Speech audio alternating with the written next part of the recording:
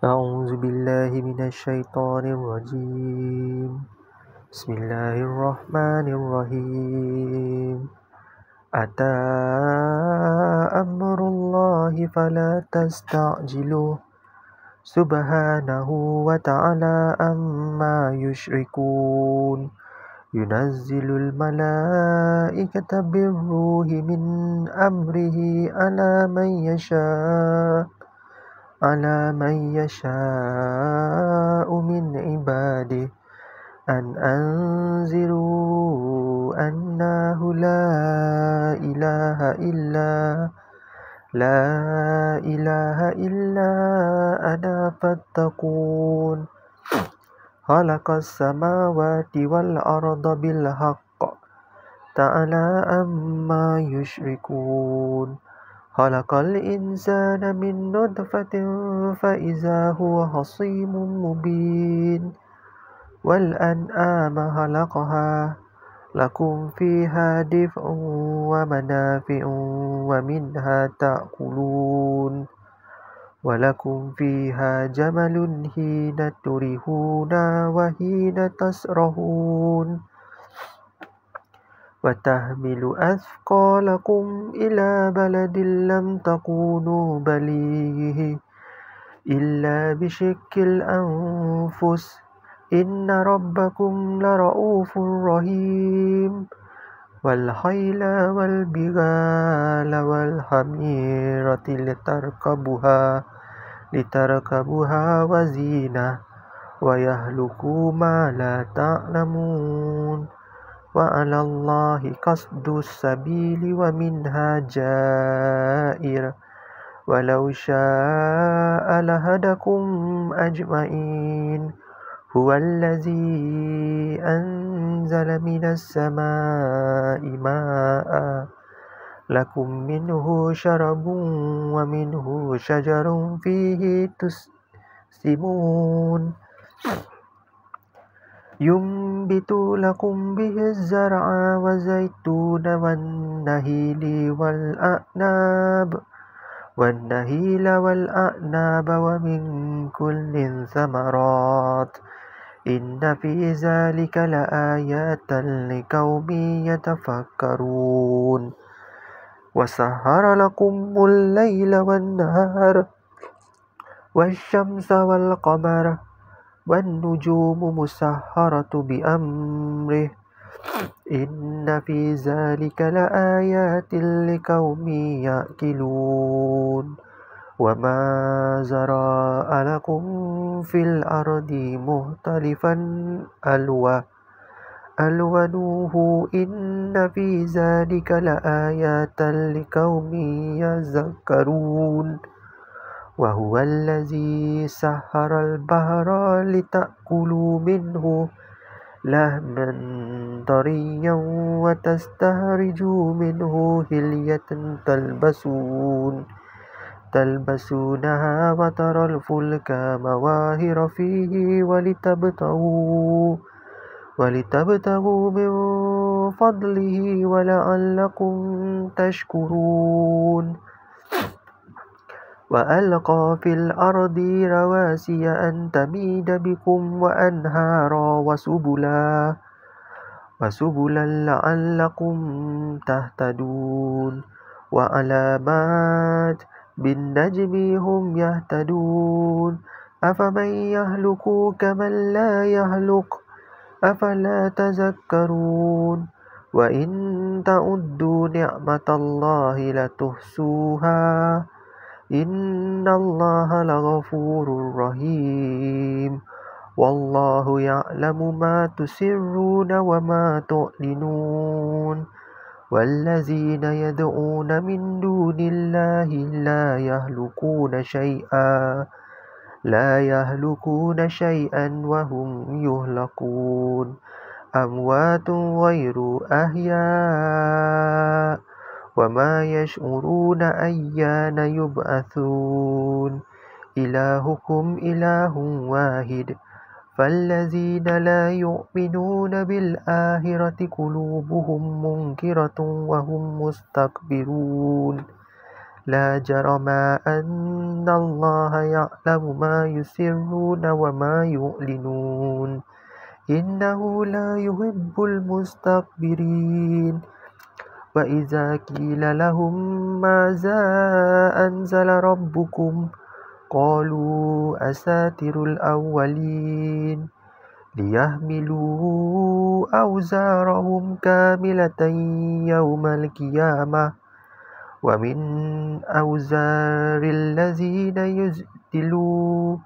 يدلونهم بغير علم ألا ساء ما يزرون قد مكر الذين من قبلهم فأتى الله بنيانهم من القواعد فخر عليهم السقف من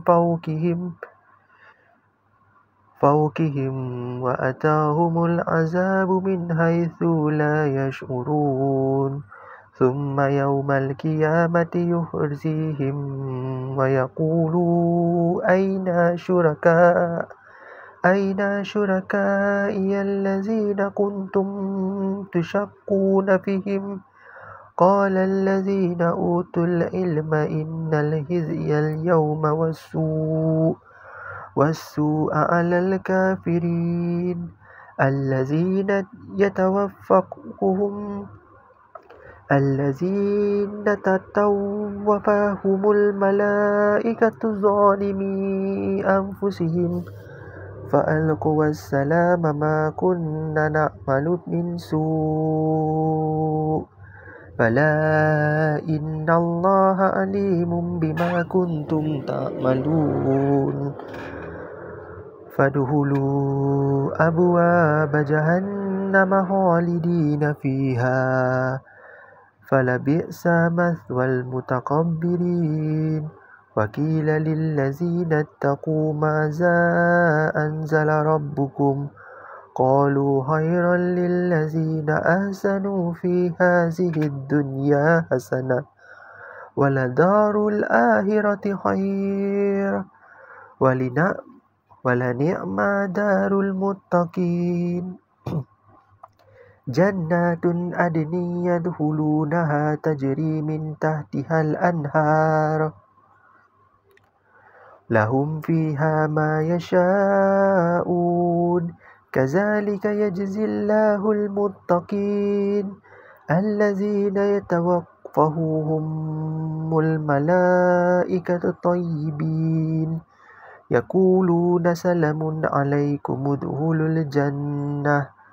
بما كنتم تعملون هل ينظرون إلا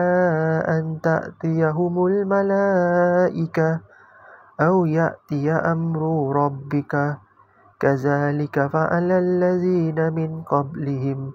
وما ظلمهم الله ولكن كانوا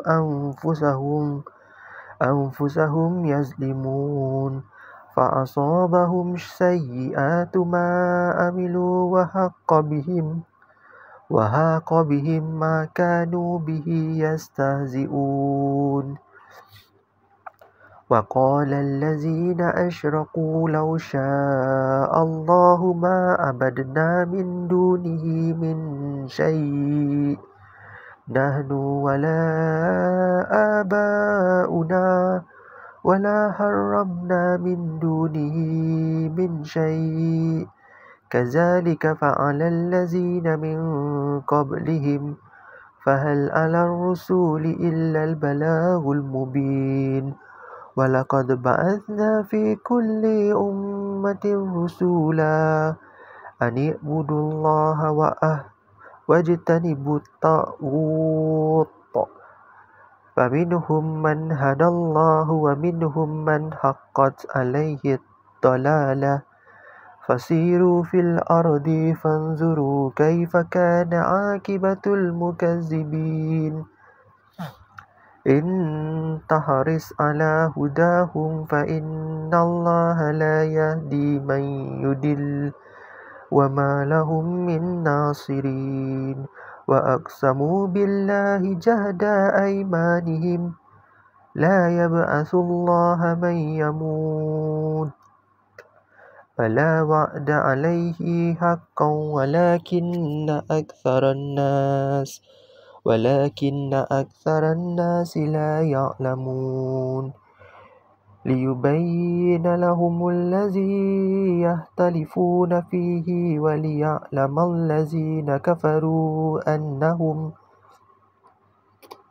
الذين كفروا أنهم كانوا كاذبين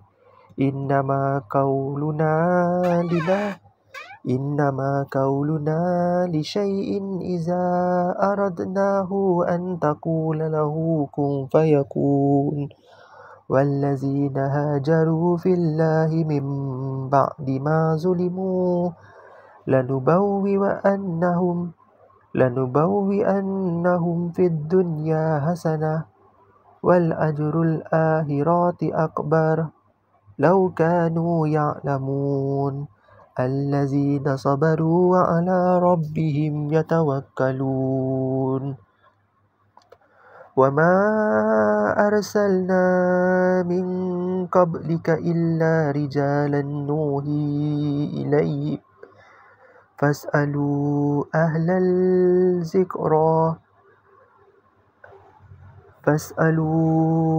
الذكر إن كنتم لا تعلمون بالبينات والزبور وأنزلنا إليك الذكر لتبين للناس ما نزل إليهم ولعلهم يتفكرون أفأمن الذين مكروا السيئات أن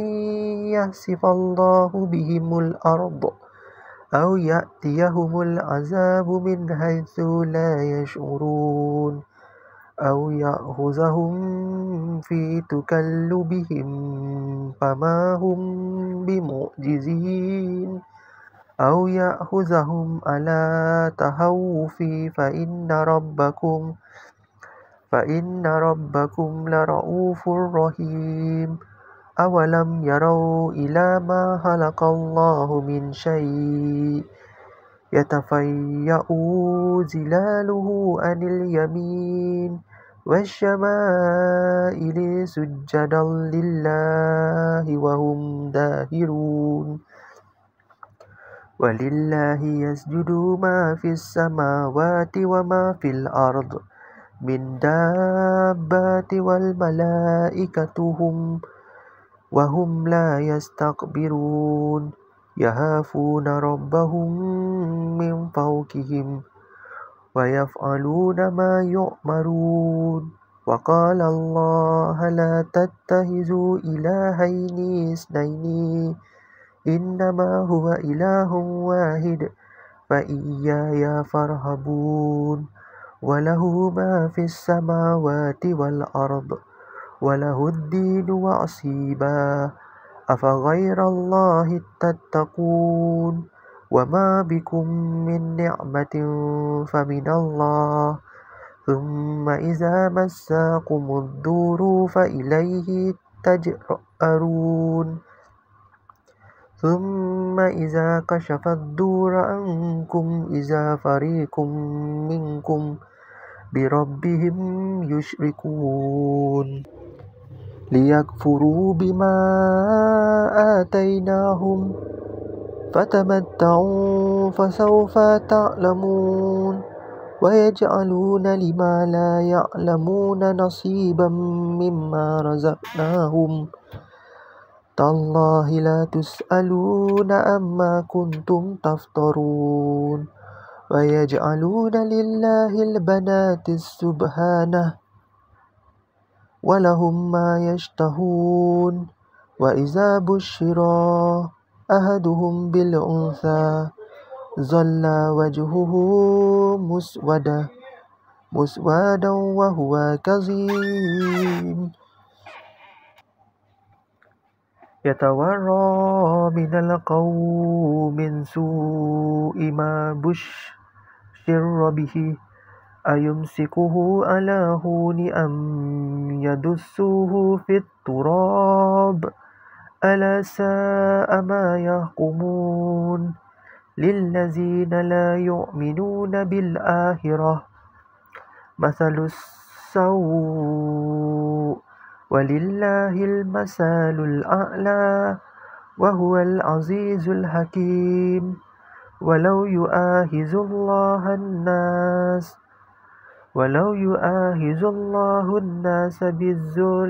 بظلمهم ما ترك عليها من دابة ولكن يؤخرهم إلى أجل مسمى فإذا جاء أجلهم لا تستأخرون ساعة ولا يستقدمون ويجعلون لله ما يكرهون وتصف ألسنتهم الكاذب أن لهم الحسنى لا جرم أن لهم النار وأنهم مفرطون تالله لقد أرسلنا إلى أمم من قبلك فزين لهم الشيطان أعمالهم فهو وليهم اليوم ولهم عذاب أليم وما أنزلنا عليك الكتاب إلا لتبين لهم الذي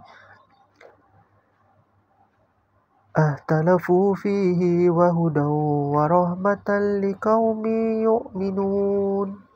والله أنزل من السماء ماء فأحيا به الأرض بعد موتها إن في ذلك لآيات لقوم يسمعون وإن لكم في الأنعام لعبرة تسقيكم مما في بطونه من بين فرث ودم لبنا خالصا سائغا للشاربين ومن ثمرات النخيل والأعناب تتخذون منه سكرا ورزقا حسنا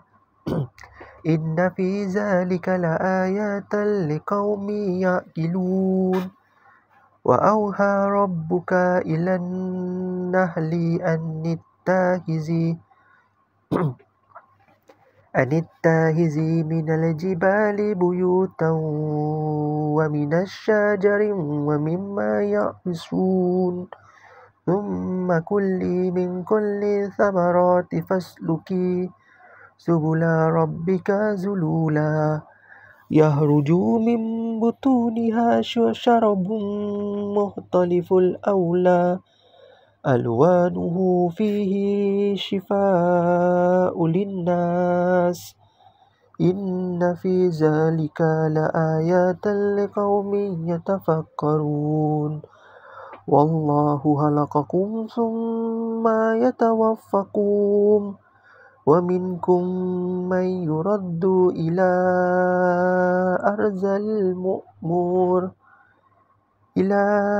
أرذل الأمور لكي لا يعلم بعد علم شيئا إن الله عليم قدير والله فضل بعضكم على بعض في الرزق فما الذين فضلوا براد رزقهم على ما ملكت أيمانهم فهم فيه سواء أفبنعمة الله يجحدون والله جعل لكم من أنفسكم أزواجا وجعل لكم من أزواجكم بنين وحفدة ورزقكم من الطيبات أفبالباطل يؤمنون وبنعمة الله هم يكفرون ويعبدون من دون الله ما لا يملك لهم رزقا من السماوات والأرض شيئا ولا يستطيعون فلا تضربوا لله أمثالا إن الله يعلم وأنتم لا تعلمون ضرب الله مثلا عبدا مملوكا لا يقدر على شيء ومن رزقناه منا رزقا حسنا فهو ينفق منه سرا وجهرا هل يستوون الحمد لله بل أكثرهم لا يعلمون وضرب الله مثلا رجلين أحدهما أبكم لا يقدر على شيء وهو كل على مولاه أينما يوجهه لا يأتي بخير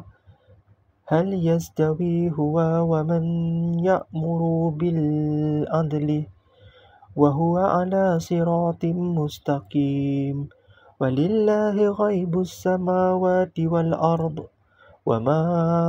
أمر الساعة إلا كلمح البصر أو هو أقرب إن الله على كل شيء قدير والله أخرجكم من بطون أمهاتكم لا تعلمون شيئا وجعل لكم السمع والأبصار والأفئدة لعلكم تشكرون ألم يروا إلى الطير مسخرة في الجو السماء ما يمسكهن إلى الله إن في ذلك لآيات لقوم يؤمنون والله جعل لكم من بيوتكم سكنا وجعل لكم من جلود الأنعام بيوتا تستخفونها يوم تعدكم ويوم إقامتكم ومن أصوافها وأوبارها وأشعارها أثاثا ومتاء إلى حين والله جعل لكم مما خلق ظلالا وجعل لكم من الجبال أكنانا وجعل لكم سرابيل تقيكم الحر وسرابيل تقيكم بأسكم كذلك يتم نعمته عليكم لعلكم تسلمون فإن تولوا فإنما عليك البلاغ المبين يعرفون نعمة الله ثم ينكرونها وأكثرهم الكافرون ويوم نبعث من كل أمة شهيدا ثم لا يؤذن للذين كفروا ولا هم يستعتبون وإذا رأى الذين ظلموا العذاب فلا يخفف عنهم ولا هم ينظرون وإذا رأى الذين أشركوا شركاءهم قالوا ربنا هؤلاء شركاؤنا الذين كنا ندعو من دونك فألقوا إليهم القول إنكم لكاذبون وألقوا إلى الله يومئذ السلام وضل عنهم ما كانوا يفترون الذين كفروا وصدوا عن سبيل الله زدناهم عذابا فوق العذاب بما كانوا يفسدون ويوم نبعث في كل أمة شهيدا عليهم من أنفسهم وجئنا بك شهيدا على هؤلاء ونزلنا عليك الكتاب تبيانا لكل شيء وهدى ورحمة وبشرى للمسلمين إن الله يأمر بالعدل والإحسان وإيتاء ذي القربى وينهى عن الفحشاء والمنكر والبغي يعظكم لعلكم تذكرون وأوفوا بعهد الله إذا عاهدتم ولا تنقضوا الأيمان بعد توكيدها وقد جعلتم الله عليكم كفيلا إن الله يعلم ما تفعلون ولا تكونوا كالتي نقضت غزلها من بعد قوة أنكاثا تتخذون أيمانكم دهلا بينكم أن تكون أمة هي أربى من أمة إنما يبلوكم الله به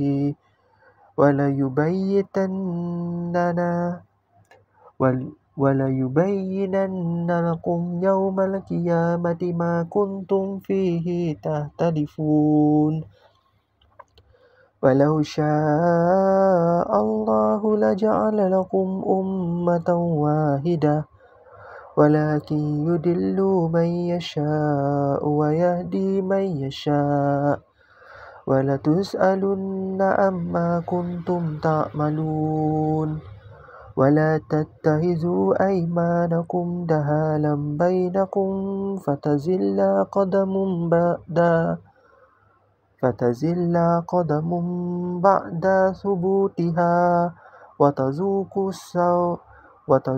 السوء بما صددتم عن سبيل الله ولكم عذاب عظيم ولا تشتروا بعهد الله ثمنا قليلا إنما عند الله هو خير لكم إن كنتم تعلمون ما عندكم ينفد وما عند الله بق ولنجزين الذين صبروا أجرهم بأحسن ما كانوا يعملون من عمل صالحا من ذكر أو أنثى وهو مؤمن فلنحيينه حياة طيبة ولنجزينهم أجرهم بأحسن ما كانوا يعملون فإذا فرغت القرآن فاستعذ بالله من الشيطان الرجيم إنه ليس له سلطان على الذين آمنوا وعلى ربهم يتوكلون إنما سلطانه على الذين يتولونه والذين هم به مشركون وإذا بدلنا آيات ما كان آياته والله أعلم بما ينزل قالوا إنما أنت مفتري بل أكثرهم لا يعلمون قل نزله روح القدس من ربك بالحق ليثبت الذين آمنوا وهدى وبشرى للمسلمين ولقد نعلم أنهم يقولون إنما يعلمه بشر لسان الذي يلحدون إليه أعجمي وهذا لسان عربي مبين إن الذين لا يؤمنون بآيات الله لا يهديهم الله ولهم عذاب أليم إنما يفتري الكذب الذين لا يؤمنون بآيات الله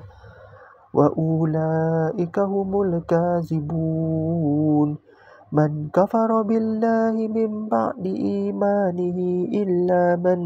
أكره وقلبه مطمئن بالإيمان ولكن ما شرح بالكفر صدرا فعليهم غضب من الله ولهم عذاب عظيم ذلك بأنهم استحبوا الحياة الدنيا على الآخرة وأن الله لا يهدي القوم الكافرين أولئك الذين طبع الله على قلوبهم وسمعهم وأبصارهم وأولئك هم الغافلون لا جرم أنهم في الآخرة هم الخاسرون ثم إن ربك للذين هاجروا من بعد ما فتنوا ثم جاهدوا وصبروا إن ربك من بعدها لغفور رحيم يوم تأتي كل نفس تجادل عن نفسها وتوفى كل نفس ما عملت وهم لا يظلمون وضرب الله مثلا قرية كانت آمنة مطمئنة يأتيها رزقها رغدا من كل مكان فكفرت بأنعم الله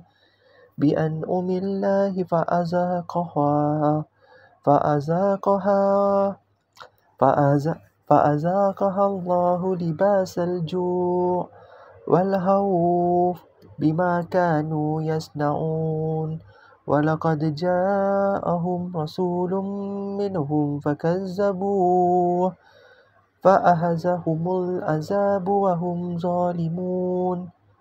فكلوا مما رزقكم الله حلالا طيبا واشكروا نعمة الله إن كنتم إياه تعبدون إنما حرم عليكم الميتة والدم ولحم الخنزير وما أهل لغير الله به فمن اضطر غير بغي ولا آل فإن الله غفور رحيم ولا تقولوا لما تصفوا ألسنتكم الكذب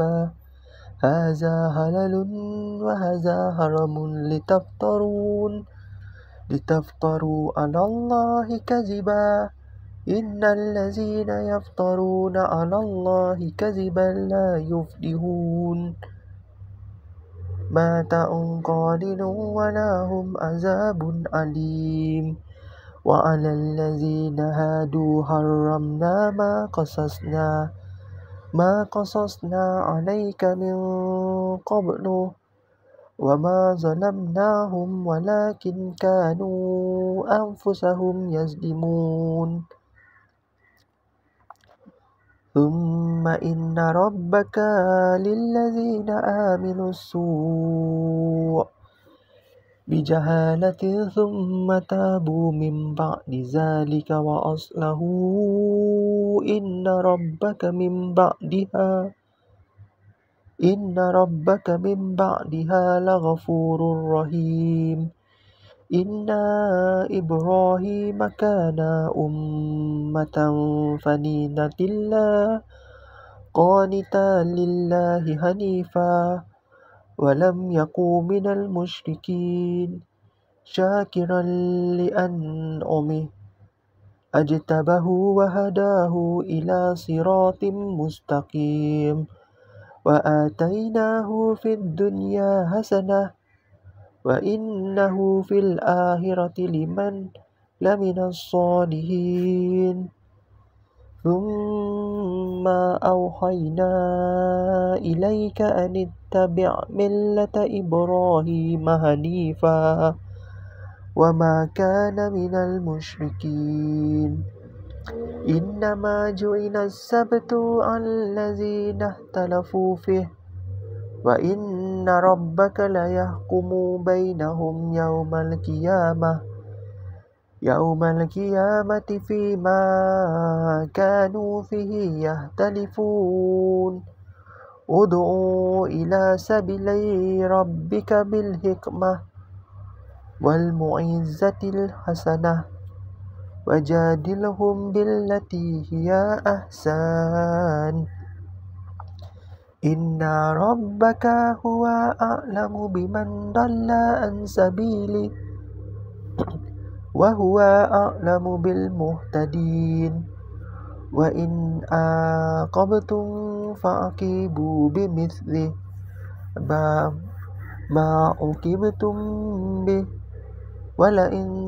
صبرتم لهو خير للصابرين واصبر وما صبرك إلا بالله ولا تحزن عليهم ولا تك في ضيق مما يمكرون